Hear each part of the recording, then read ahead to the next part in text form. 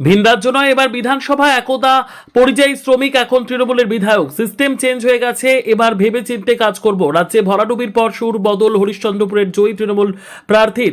জয়ী হওয়ার পর গণনা কেন্দ্র থেকে বেরিয়ে প্রতিশ্রুতি নিয়ে এমনটাই মন্তব্য করলেন একদা পরিযায়ী শ্রমিক মতিবুর রহমান। 15 বছরের তৃণমূলের শাসনের অবসান ঘটিয়ে রাজ্যে ফুটেছে পদ্মফুল। সারা রাজ্যে প্রায় 206 আসনে জয়ী হয়েছে বিজেপি প্রার্থীরা, যার মধ্যে মালদহ জেলায় 6টি আসনে বিজেপি এবং 6টি আসনে তৃণমূল। জেলায় 6টি আসনে তৃণমূলের জয় হলেও চোখে মুখে হতাশা ও নরম সুর দেখা দিয়েছে তৃণমূল প্রার্থীদের। জয়ী হওয়ার পর গণনা কেন্দ্র থেকে বেরিয়ে হরিশ্চন্দ্রপুরের তৃণমূল প্রার্থী মতিবুর রহমান বলেন, হরিশ্চন্দ্রপুরের মানুষকে ধন্যবাদ জানাবো আমার উপর ভরসা করার জন্য। আমি যেটা প্রতিশ্রুতি দিয়েছিলাম সেটা পূরণের চেষ্টা করব। তবে সিস্টেম চেঞ্জ হয়েছে, রাজ্যে পরিবর্তন এসেছে, ভেবেচিন্তে কাজ করতে হবে। উপরওয়ালা যাকে চাইবে সে শাসনে বসবে। দেখেন, তো আমি তো আগে হরিশ্চন্দ্রপুরের মানুষকে ধন্যবাদ জানাবো যে আমার উপরে ভরসা করেছে।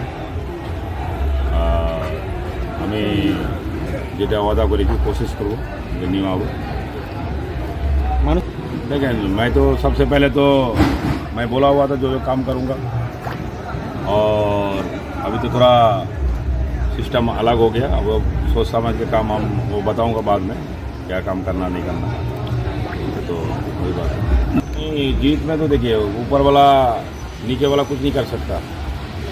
तो ऊपर वाला साथ में है तो नीचे वाला कुछ नहीं कर सकता है, और उसने जो गलत काम करा उसका ऊपर वाला सजा देगा उसको। आज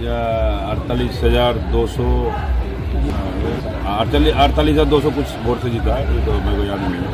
প্রসঙ্গত 21-এর বিধানসভা নির্বাচনে বিজেপির টিকিটে প্রতিদ্বন্দ্বিতা করে পরাজিত হয়েছিলেন এই মতিবুর। তারপর থেকে দলের সাথে কোনো যোগাযোগ না থাকলেও থেমে থাকেনি তার সমাজসেবামূলক কাজকর্ম। সামাজিক মাধ্যমে নতুন পরিচয় পান গরিবের বন্ধু নামে।